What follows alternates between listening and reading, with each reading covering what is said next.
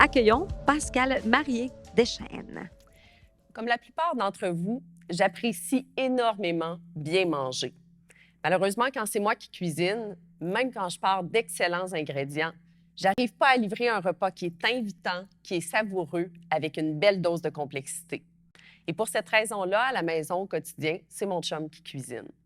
Mais quand je me suis mise en tête de développer un programme d'autogestion de la douleur chronique en ligne, ah ben là, je voulais que la mayonnaise prenne, je voulais que le pain lève, je voulais que les gens embarquent dans le programme. Donc, au-delà de partir d'un excellent contenu, alors d'ingrédients de qualité toujours, ça allait me prendre des éléments clés sur le plan du développement et de la finition du programme qui ferait en sorte que les gens aient envie de développer par eux-mêmes des compétences en autogestion de la douleur. Mais pourquoi c'est important de développer des compétences en autogestion? Bien, dans une année, on compte 8 760 heures. Là-dessus, on peut considérer qu'une personne avec la douleur chronique et un professionnel de la santé vont passer ensemble peut-être quelques heures, voire quelques dizaines d'heures si l'individu a vraiment un bon suivi. Bien, ça laisse plus de 8 700 heures où la personne doit gérer sa douleur par elle-même, peut-être avec le soutien d'une certaine médication.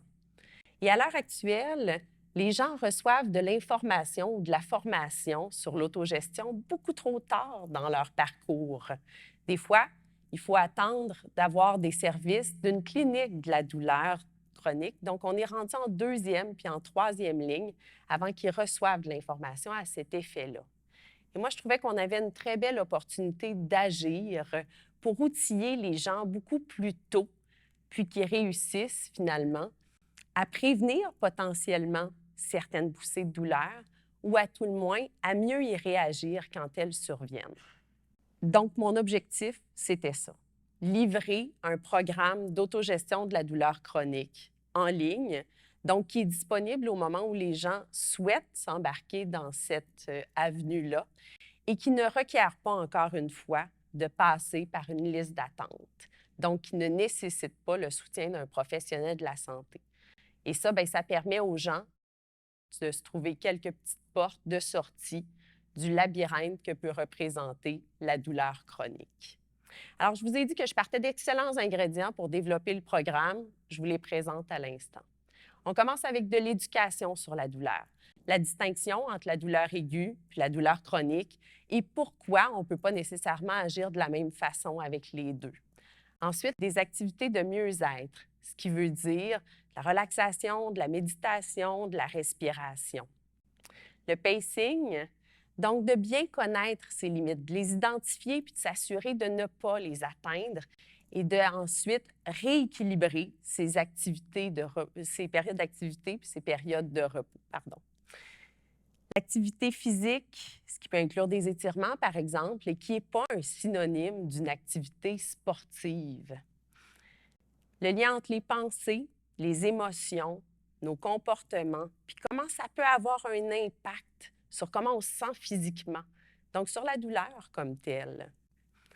Les habitudes de vie, ce qui peut inclure, par exemple, le fait de revoir son alimentation et d'adopter de bonnes hygiènes de sommeil. Et finalement, le maintien du changement. Donc, de se créer un plan d'action, de se fixer des objectifs et de s'assurer de les suivre par la suite. Et là, ça peut sembler beaucoup, mais moi, je vois ça comme un menu.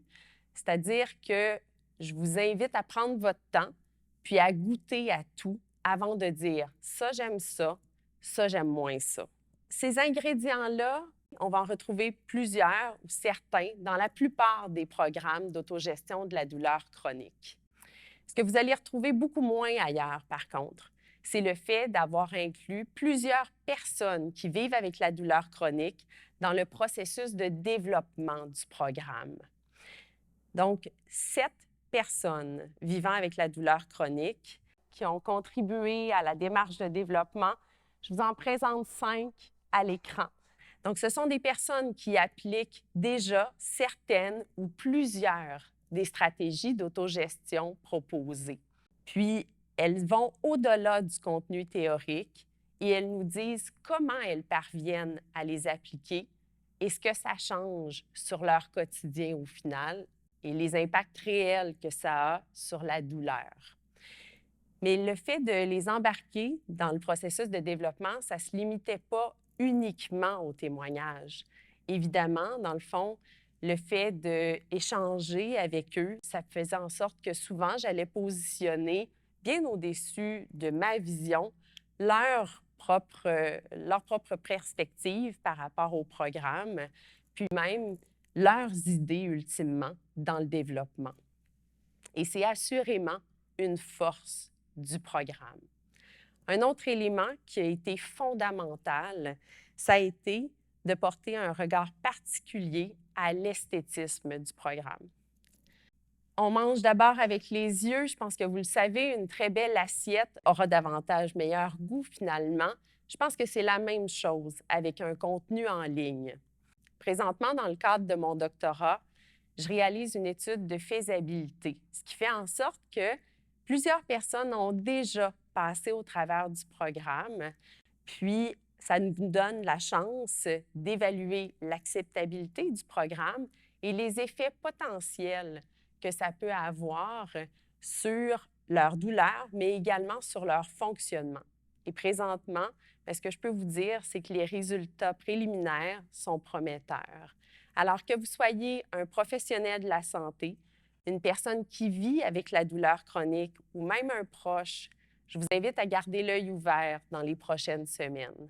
Ce sera très bientôt servi. La table est mise pour l'autogestion. Je vous souhaite une excellente soirée.